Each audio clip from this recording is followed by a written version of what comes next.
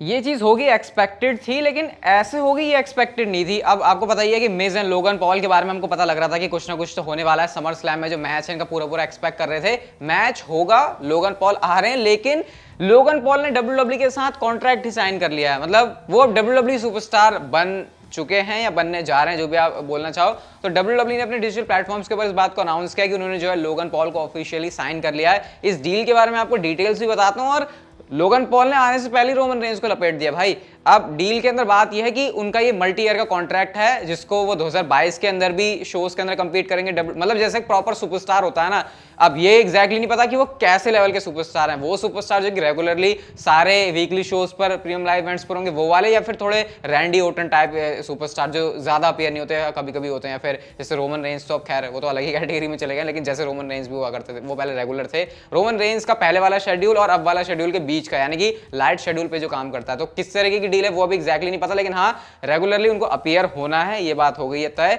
अब इसके ऊपर जो मैं ये भी देख रहा था कि रिएक्शन भी जो इंटरनेट फैंस हैं, रेसलिंग फैंस हैं, उनका काफी अच्छा आया है। इस पोस्ट के ऊपर 1 मिलियन लाइक्स हो चुके हैं। अब यूजुअली इंस्टाग्राम पर WWE के इतने लाइक्स नहीं होते, आई थिंक, क्योंकि यहाँ पर लोगन पॉल एंड WWE के साथ में पोस्ट थी, और क्योंकि आपको पता है लोगन पॉल की सोशल मीडिया पर फॉलोइंग बहुत ज्यादा तगड़ी है।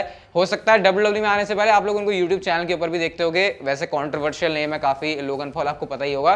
तो उनका जो कॉन्ट्रैक्ट है वो WWE के साथ साइन हो गया है। इवन उन्होंने एक पिक्चर भी डाली हुई है जहां पर मिस को कह रहे हैं कि भाई मिस मैं तेरे लिए आ रहा हूं, और समर स्लैम में अभी ऑफिशियली अनाउंस नहीं हुआ, लेकिन ये मैच आपको देखने को मिलेगा। अब रोमन रेंज को कैसे उन्होंने लपेट लिया, तो WWE के हेडक्वार्टर्स के अंदर ये चीज साइन हुई है, और इवन लोगन पॉल ने एक वीडियो मैसेज भी दिया जहां पर वो बताते हैं कि हाँ जो है वो आ रहे हैं मिस के लिए, ऐसे वैसे करके उन्होंने बात करी। और इस पिक्चर के अंदर आप लोग देख सकते हो, आई थिंक WWE के हेडक्वार्टर्स के अंदर एक ऐसी वॉल है जहां पर सारे करंट चैंपियंस मेंशन होते होंगे। हाँ वही देख के लग रहा है, और यहाँ पर टारगेट लोगन पॉल ने किया रोमन रेंज को, जिनके पास अनडिस्प्यूटेड चैंपियनशिप है। तो ये वो बात नहीं हो गई कि हाँ बंदा पहला ही शिकार ऐसा ढूंढ रहा है कि वो खुद ही शिकार बन जाए वैसे लोगन पॉल ने आई थिंक अटेंशन लेने के लिए किया होगा, बट हाँ ये बड़ा इंटरेस्टिंग लगा मुझे। तो फिर अब बताओ आप लोग क्या कहोगे लोगन पॉल की साइनिंग को लेकर। मैंने आपसे कहा नहीं था कि लोगन पॉल काफी अच्छे तरीके से रिंग में परफॉर्म करते हैं, लेकिन वो सेलिब्रिटी टाइप से मैं कह रहा था। अब वो क्योंकि सुपरस्टार बन गए, तो अब उनका लेवल यहाँ पे रेट करने वाला नहीं होगा, उनका लेवल ऐसा थोड़ा सा ऊपर लेके आना पड़ेगा, उस हिसाब से उनको रेट करना पड़ेगा, क्योंकि वो सेलिब्रिटी नहीं, सेलिब्रिटी तो ऑब्वियसली है, लेकिन अब वो उससे ज्यादा WWE के खुद के सुपरस्टार बन गए हैं। तो देखना काफी इंटरेस्टिंग है। अब आगे देखते हैं कि क्या स्टोरी लाइन होती है Logan Paul and the Miz की। Money in the bank ladder match के अंदर रिडल एक पार्टिसिपेंट होने वाले हैं, और WWE कुछ ऐसा कर रही है कि वो फैंस को ये सोचने पर मजबूर कर रही है कि क्या रिडल जीतने वाले हैं इस लैडर मैच को। तो WWE ने एक पूरी वर्कआउट की वीडियो रिडल की निकाली हुई है। आपको पता है जैसे कोई बड़ा मैच आने वाला होता है, तो उससे पहले, जैसे मैंने रेसलमेनिया वर्कआउट सबसे ज्यादा देखा, रेसलमेनिया वर्कआउट या सर्वाइवर सीरीज वर्कआउट, जहां पर सुपरस्टार्स अपने मैच से पहले प्रिपेयर करते हैं, तो उनकी फुटेजेस हमको दिखाते हैं वो ऐसे प्रिपेयर कर रहे हैं। लेकिन रिडल की भी एक फुटेज निकाली WWE ने, जहां पर वो बता रहे हैं कि कैसे riddle money in the bank के लैडर मैच के लिए अपने आप को प्रिपेयर कर रहे हैं। वैसे यहाँ पर शिंजुके नाकामुरा के साथ भी थोड़ी बहुत ऐसे रेसलिंग वगैरह कर रहे थे। तो क्या इससे WWE ये बता रही है कि नजरें रखो अपनी रिडल के ऊपर, क्योंकि उनका चांस है इस मैच के अंदर ब्रीफकेस को जीतने का। और वैसे भी क्योंकि रिडल को फैंस काफी पसंद कर रहे हैं, और ज्यादातर अगर ब्रीफकेस सुपरस्टार को जिताना होता है तो WWE ये चाहते हैं कि जो फैन फेवरेट बंदा हो इस समय उसको ये ब्रीफकेस दिया जाए, और रिडल से बढ़िया फैन फेवरेट इस समय मुझे तो कोई नजर नहीं आता मंडे नाइट रॉ के ऊपर, इवन आई थिंक स्मैकडाउन के ऊपर भी। तो ये एक सीन बन सकता है। वैसे क्या आप रिडल को देखना प्रेफर करोगे? क्या आपको लगता है वो एक अच्छी स्टोरी लाइन दे सकते हैं ब्रीफकेस के साथ? कमेंट सेक्शन में आप मुझे बता सकते हो। अब रिसेंटली आपको मैंने बताया था कि ब्रॉक लेसनर को WWE ने मंडे नाइट रॉ के एपिसोड के लिए ऑफिशियली अनाउंस कर दिया है, और उनके आने के बाद से टिकट सेल्स में भी काफी अच्छा उनको फायदा हुआ है, क्योंकि जो अटेंडेंस है वहां की वो ऑलमोस्ट सोल्ड आउट हो चुकी है। जो टिकट्स वगैरह हैं वहां पर वो लगभग 7200 के आसपास है, और 6500 के आसपास जो टिकट्स हैं वो बिक भी चुकी हैं। और अभी वैसे इसको होने में टाइम है 11 जुलाई को, लेकिन अभी से क्योंकि ब्रॉक लेसनर वहां के शो की अटेंशन बनने वाले हैं, तो फैंस ने ऑलरेडी जो शोज के लिए अपनी टिकट्स है उसको पहले से बुक कर लिया, क्योंकि ब्रॉक लेसनर को हर कोई देखना चाहता है अपने आमने सामने। मैं भी देखना चाहता हूँ, वैसे आई थिंक हो जाएगा वो भी चीज़ बहुत जल्दी पूरी। तो फिर ये कुछ सीन है उनका। अब बताओ आप लोग मुझे क्या कितने एक्साइटेड हो आप ब्रॉक लेसनर के अपीयरेंस के लिए। केन ने कुछ कमेंट किया है सेथ रॉलिंस के बारे में, और केन एंड सेथ रॉलिंस की राइवलरी आपको पता है बहुत टाइम पहले हमको देखने को मिली थी यार। वो ना वो ऐसी राइवलरी थी जिसको देखने के लिए मैंने बहुत ज़्यादा मशक्कत की थी, क्योंकि उस समय टीवी पर रेसलिंग नहीं देखने दी जाती थी मुझे सही से। 2014 के आसपास की बात है ये। क्या क्या काम किए मैंने केन और सेथ रॉलिंस की फ्यूड को देखने के लिए। मुझे पता है वो केन का अंदर से आ जाना, सेथ रॉलिंस का भागना, वो मुझे बहुत मज़ेदार लगता था।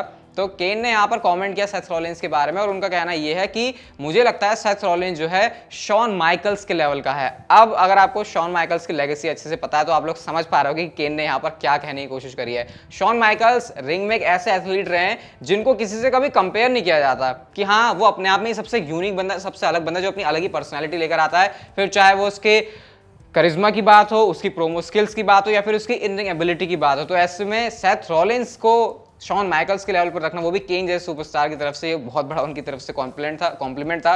तो सेथ रॉलिंस के फैंस आप लोगों को खुश हो जाना चाहिए। इवन उन्होंने एक बात और बोली, द बैम शो पर वो आए थे, और उन्होंने ये भी कहा कि देखो अंडरटेकर भी हॉल ऑफ फेम के अंदर इंडक्ट हो चुका है, मैं भी इंडक्ट हो चुका हूं पहले, लेकिन मैं चाहता हूं कि हम दोनों एक साथ हॉल ऑफ फेम में इंडक्ट हो एक बार फिर से। आपको पता ही है डब्ल्यूडब्ल्यूई के सुपरस्टार्स एक से ज्यादा बार भी हॉल ऑफ फेम में इंडक्ट होते हैं, एक बार इंडिविजुअली या फिर अगली बार अगर होना है तो किसी फैक्शन के साथ या फिर किसी और फैक्शन के साथ। तो यहाँ पर आई थिंक केन का यही कहने का मतलब है कि वो चाहते हैं कि ब्रदर्स ऑफ डिस्ट्रक्शन एक बार हॉल ऑफ फेम के अंदर इंडक्ट हो। अब आपको लगेगा कि इंडक्ट होके क्या ही हो जाएगा, वो तो पहले हुए हैं, लेकिन अगर वो हॉल ऑफ फेम के अंदर इंडक्ट होंगे तो आई थिंक बहुत सारी हमको ऐसी चीजें जानने को मिलेंगी केन अंडरटेकर के बारे में, जो कि वो डब्ल्यूडब्ल्यूई कैमरा पर आकर ऐसे पहली बार ऑफ द कैरेक्टर जाकर बोलेंगे। और मेरे ख्याल से सुपरस्टार्स लाइक अंडरटेकर एंड केन जो हमेशा अपने कैरेक्टर्स के अंदर रहे हैं, उनको इस तरीके से देखना उस स्पीच के अंदर आई थिंक बहुत अच्छा होगा। और अंडरटेकर की हॉल ऑफ फेम की स्पीच तो आपको पता ही कितनी कमाल की थी, मुझे तो बहुत पसंद आई थी। मतलब आई थिंक पहली बार अगर कोई इतना मुझे इमोशनल लगा होगा डब्ल्यूडब्ल्यूई की कोई चीज देखे तो वो अंडरटेकर का हॉल ऑफ फेम की स्पीच वाला सेगमेंट ही था। अब देखते हैं क्या डब्ल्यूडब्ल्यूई इस वाले आइडिया को कंसिडर करती है। वैसे मुझे तो ये आइडिया काफी ज्यादा सही लग रहा है। AEW के डायनामाइट के ब्लड एंड गट्स के बारे में कल मैंने आपको बताया था, जहां पर काफी खतरनाक स्पॉट थे और मजेदार था वो काफी मैच। आई होप आप लोगों ने मैच देखा होगा। तो उसकी रेटिंग्स भी आ चुकी हैं, और इस AEW डायनामाइट के शो ने जो रेटिंग्स ड्रॉ करी है वो है 1.2 मिलियन। अब मंडे नाइट रॉ से इसको कंपेयर करें तो मंडे नाइट रॉ भी 1.4 के आसपास भटकता रहता। तो आप लोग देख सकते हो AEW वो कंपनी जिसको आए वो भी कुछ साल ही हुए हैं, वो compete कर रही है WWE जैसी कंपनी से। और ये जो शो है वो TNT के ऊपर आता है, जो कि ऐसा मतलब वो नेटवर्क नहीं माना जाता जो कि रेसलिंग के लिए जाना जाता है, क्योंकि USA नेटवर्क जो है काफी टाइम से रॉ को ऐसे चला रहा है, रेसलिंग उसके ऊपर आ रही है, इवन स्मैकडाउन भी पहले से आती थी। तो TNT के ऊपर 1.2 मिलियन की रेटिंग्स ड्रॉ करना बहुत बड़ी बात है AEW के लिए। तो ये कुछ इंटरेस्टिंग स्टैट लगा मुझे, जो कि मैंने आपके साथ शेयर कर दिया। बाकी हाँ, अगर इसी तरीके की परफॉर्मेंस डिलीवर करते रहते हैं AEW तो डेफिनेटली टक्कर तो अभी दे रहे हैं वो WWE को अच्छे से, लेकिन हाँ वर्ल्ड वाइड टक्कर भी आई थिंक वो देना शुरू कर सकते हैं बहुत जल्दी। मनी इन द बैंक के ऑड्स मैं आपको बता देता हूँ। तो वही देखो, मनी इन द बैंक के जो मैचेस है उसके ऑड्स निकल के आ चुके हैं सामने, जल्दी जल्दी आपको बताता हूँ। बियांका ब्लेयर और कार्मेला के मैच में जो बियांका ब्लेयर है वो काफी बड़े मार्जिन से फेवरेट है इस मैच को जीतने के लिए। इसके बाद रोंडा राउजी नटालिया के मैच में रोंडा राउजी फेवरेट है। दी ऊसोस एंड स्ट्रीट प्रॉफिट्स में ऊसोस अपनी चैंपियनशिप को रिटेन कर लेंगे, अनडिस्प्यूटेड चैंपियनशिप को रिटेन कर लेंगे अकॉर्डिंग टू बैटिंग ऑड्स। अब बात करते हैं विमेंस लैडर मैच की, तो यहाँ पर जो नंबर 1 पर नाम है वो बेकी लिंच का है, यानी कि बैटिंग ऑड्स के अकॉर्डिंग बेकी लिंच जीतने वाली है विमेंस लैडर मैच को। और men's money in the bank ladder match की बात करें तो भाई यहाँ पर आर्किटेक्ट सेथ फ्रिकन रॉलिंस सबसे ऊपर है। तो दोनों लैडर मैच के अंदर देखा जाए तो भैया हस्बैंड वाइफ ने अपने जो स्पॉट है उसको सबसे ऊपर बनाया हुआ है बैटिंग ऑड्स के अकॉर्डिंग। इमेजिन अगर दोनों ही जीत जाते हैं ये और ब्रीफकेस, और दोनों ब्रीफकेस लेकर सोचो साथ में एंट्री मार रहे हैं। वैसे ये वो वाला टाइम नहीं होगा जब वो फेस में थे Becky Lynch and Seth Rollins, I think वो तो बहुत ही ज्यादा क्रिंज हो गया था, वो बहुत बकवास लगा था मुझे। लेकिन इन कैरेक्टर्स के साथ शायद WWE कुछ थिंग्स प्ले कर सकती है टेलीविजन के ऊपर। तो दोनों हस्बैंड एंड वाइफ इस समय टॉप पर हैं अपने अपने लैडर मैच को जीतने के लिए। आज के नेक्स्ट एंड फाइनल स्टोरी की बात करते हैं तो 411 मीनिया की तरफ से एक आर्टिकल, एक पोस्ट आता है जहां पर उन्होंने रेट किया है उन सुपरस्टार्स को जो कि सबसे पहले आते हैं उनके अकॉर्डिंग रोमन रेंस को हराने के लिए। एंड लिस्ट में अगर हम नीचे वाले नाम की तरफ से चलें तो लिस्ट में सबसे नीचे जो नाम आता है वो है ड्रू मैकिंटायर का, उससे ऊपर आते हैं सेथ रॉलिंस, उससे ऊपर आते हैं ब्रॉक लेसनर। एंड टॉप 2 नाम यहाँ पर मतलब ब्रॉक लेसनर तीसरे नंबर पर रखे, ये पहले थोड़ा सा सरप्राइजिंग है क्योंकि नेक्स्ट जो चैंपियनशिप डिफेंस है वो रोमन रेंस का ब्रॉक लेसनर के अगेंस्ट होने वाला है। और टॉप 2 पर जो नंबर 2 पर नाम है वो है कोडी रोड्स का।